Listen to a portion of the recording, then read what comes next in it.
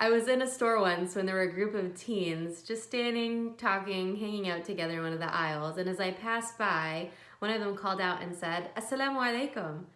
I turned to him and I was like, Wa alaikum assalam. And he said, I'm Muslim, but I'm a bad Muslim. And I was so taken aback by his statement. And I said, why would you say you're a bad Muslim?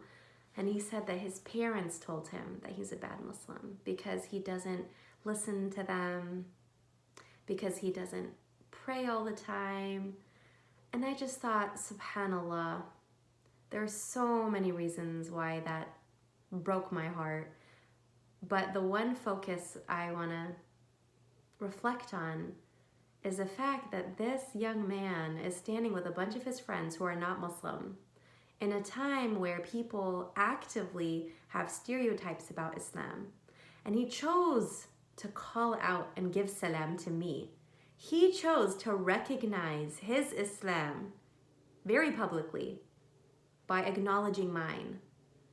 And the fact that in his heart he wanted to do that is an incredible sign of his iman. We spoke for some time about why he's not a bad Muslim. And subhanAllah, by the end of that conversation, he was like, for real? I'm not for real? And I thought that there are so many of us who sometimes feel like we're not good enough for Allah. We feel overwhelmed with our guilt. We feel like we're not doing all the things we want to do for His worship. We are angry with ourselves. We think about a sin we committed a few months ago, a few years ago, and we can't move past it. There are so many reasons why we feel, especially in Ramadan, a sense of self-loathing, that we're not where we want to be spiritually, that we can't put our hearts in our dua, that we haven't wept out of sweetness and iman for years, if ever. And we think about how far we are away from Allah. But do you know what Allah subhanahu wa ta'ala tells us in the Quran? He says, الذين يحملون العرش ومن حوله يسبحون بحمد ربهم ويؤمنون به ويستغفرون للذين آمنوا ربنا وسعت كل شيء رحمة وعلما فاغفر للذين تابوا واتبعوا سبيلك وقهم عذاب الجحيم. That there are these group of angels that Allah subhanahu wa ta'ala has appointed to surround the arsh of Allah. They are constantly praising Him. And they believe in Him. And Imam Sha'arawi, he makes a very interesting point that if you are watching me right now on this video, you see me, you don't have to say, I believe I see Maryam. You simply say, I'm watching Maryam. Why would the angels say why would Allah subhanahu wa ta'ala say about the angels that they believe in Him when they're right there around His arsh subhanahu wa ta'ala? Imam Sha'arawi mentioned this because it means that they don't know the ilmul ghaib. They believe in what they are not able to see, because ilmul ghaib is only what Allah subhanahu wa ta'ala allows angels to know. That's just a side point. But they are constantly making dua for the believers. وَيَسْتَغْفِرُونَ لِلَّذِينَ آمَنُوا. They are constantly asking for forgiveness for لِلَّذِينَ آمَنُوا. There are angels who Allah has commanded to do absolutely nothing but praise Him, and with His praise, ask for the forgiveness of the believers.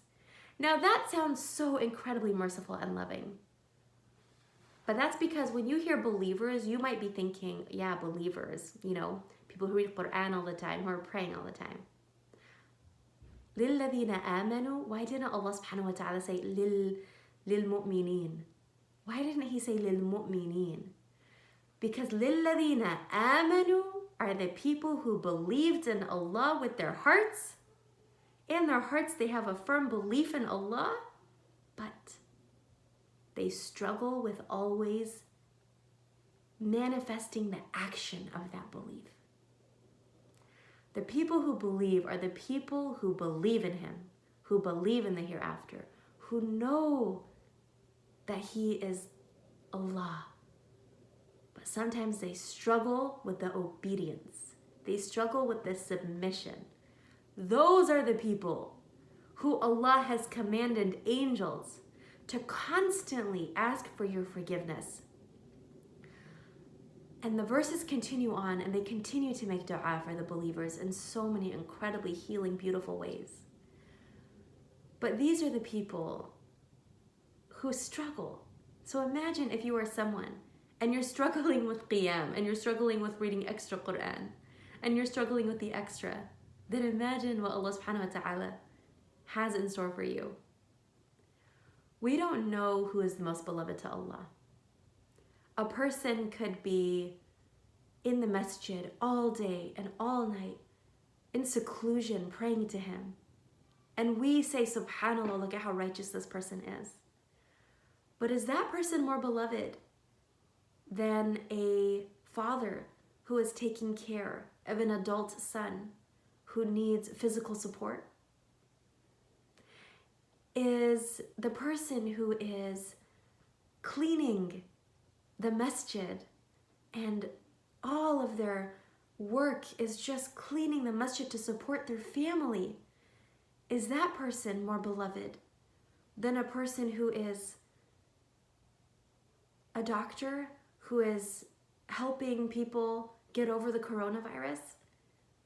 Is the person who is a mother who is barely able to pray without 2 kids on her back and another one screaming her name, is the lack of her ability to fully focus in her salah more beloved than the person who is praying in a cubicle pre-coronavirus at work, trying to fit in salah between this meeting and that meeting so that they can provide for their elderly parents? Every single one of these people are beloved to Allah subhanahu wa ta'ala in such a different way, in such a chosen way. Every single one of them with Allah has secrets that only He knows. There is no way we can know who is more righteous, who is closer to Him, who He has chosen, who He loves more. So what we can do instead is just try to be, in the best of our ability, the people that He loves. Your personal circumstances may force you to have to choose between what type of worship you're going to be able to do. That doesn't mean that your inability to do so much like someone else isn't as beloved to Him. Perhaps in the reward that that person is receiving for all of that extra worship they're able to do because they choose to use the time that Allah has given them, to fill the time that Allah subhanahu wa ta'ala has chosen for them to have. Perhaps they are using that for His sake, and He is so pleased with that.